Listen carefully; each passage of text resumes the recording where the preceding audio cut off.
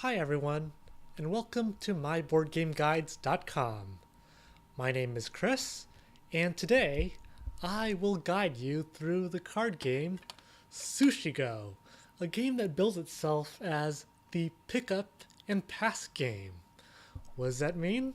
Well, let's find out. So, what does it mean for Sushi Go to be a pick up and pass card game? Well, that's pretty simple. So at the start of each round, and there are 3 rounds in Sushi Go, you will be dealt a hand of cards. You will then proceed to pick one card, put that face down, and then pass the rest along to somebody else. Once everybody has chosen their card, you reveal it by flipping it over, and you then show everybody which card you have picked. So in this instance, I've picked up the Squid Nigiri. And then after that, you'll receive a new hand of cards. You will pick from those cards and then pass it on to somebody else, revealing the cards once you have picked it. And the whole process goes on for 3 rounds. So this game involves you picking up cards, and you pick up cards because these cards are worth points to you at the end of each round. So why don't I go over the scoring system, because it's actually fairly simple. So first off, you have the Nigiri cards. There are 3 different types of nigiri. There is egg nigiri, and you can tell that's worth 1 point because it shows that right here. There is also the salmon nigiri card, which is worth 2 points. And of course, there's the squid nigiri card, which is worth a whopping 3 points. But wait!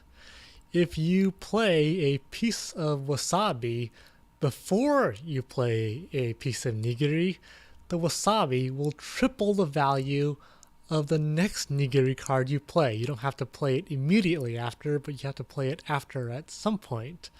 So that way, a squid nigiri, when paired with a wasabi, will be worth a whopping 9 points. The salmon nigiri with the wasabi will be worth 6 points. And the egg nigiri paired with the wasabi will be worth 3 points.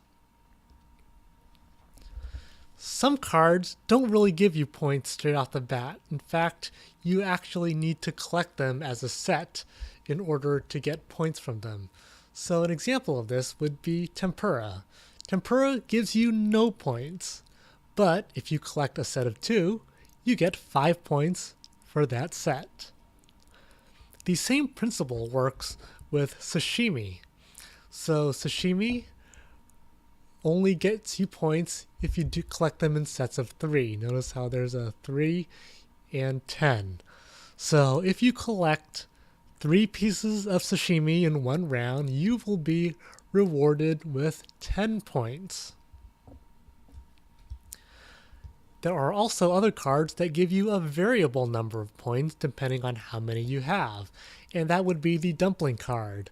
So you see a series of numbers next to the word dumpling, and that's basically to tell you how many points the dumpling is worth if you have a single, a double, a triple, a quadruple, or even a quintuple. So if you only have 1 dumpling, that set is going to be worth only 1 point. But if you have 2 dumplings become worth 3 points. 3 dumplings are worth 6 points, and so on. 4 are worth 10, 5 are worth 15. In addition to that, each round rewards you for having most of a certain type of card, namely the maki roll. So maki rolls basically give you points if you have the most of them, or the second most. So if you have the most maki rolls in a round, you will get 6 points, but if you have the second most, you'll still get 3 points. And how do you count how many maki rolls you have? Well, that's what the top part of it's for.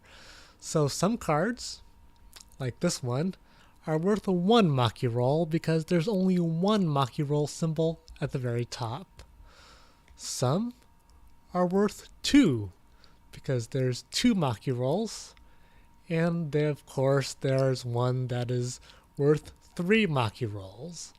So if, let's say, you collected all of this in one round, you would have a total of 6 maki rolls.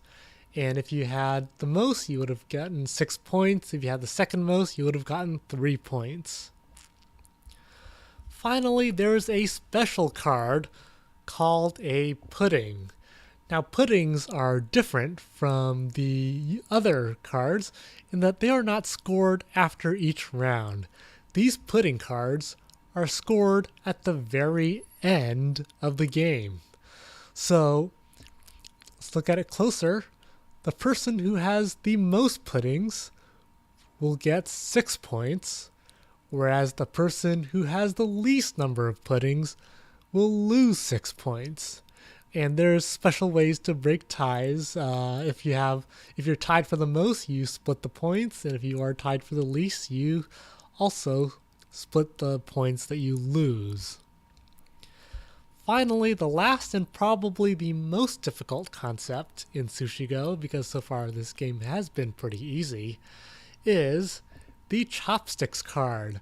Now, the Chopsticks Card on its own is not worth any points at all, but it allows you to do something pretty cool. So remember when I said you pick up a card and you pass it? Well, chopsticks are special in that if you have the chopstick in play, like this, like here's our chopstick. Chopstick's right here. Instead of being able to pick just one card, you can take the chopstick back into your hand to pick 2 cards. So here's how that would work. Let's say this is your hand. And you played a chopsticks last turn because you think there might be something super awesome in your hand. And you look at your hand and you find, oh my gosh, there are 2 tempuras in this hand. So if you were able to, normally you'd only be able to pick 1 card. So you wouldn't be able to collect the set of tempura. But if you have 2 in your hand, and you have a chopsticks out on the board, you could say, I'm going to pick 2 cards instead of just 1 card. So what you do is you put down the 2 cards you want to keep face down, and then you take the chopsticks that's on the board and you put it back into your hand, and then you pass that to the neighbor to your left, so that when everybody reveals, those who did not play with the chopsticks will reveal 1 card, but you will reveal 2, and you will say, ha, I collected my set of tempura. I will get 5 points in this round for doing so. So that's basically it for Sushi Go. Once you play 3 rounds, then the player who has the most points, after calculating all the points from each round, and of course calculating the points from the puddings, the person who has the most points is the winner. And that's effectively it. Join me next time as I go over some strategy do's and don'ts when you're playing Sushi Go. Stay tuned and have a great day. All right, bye-bye.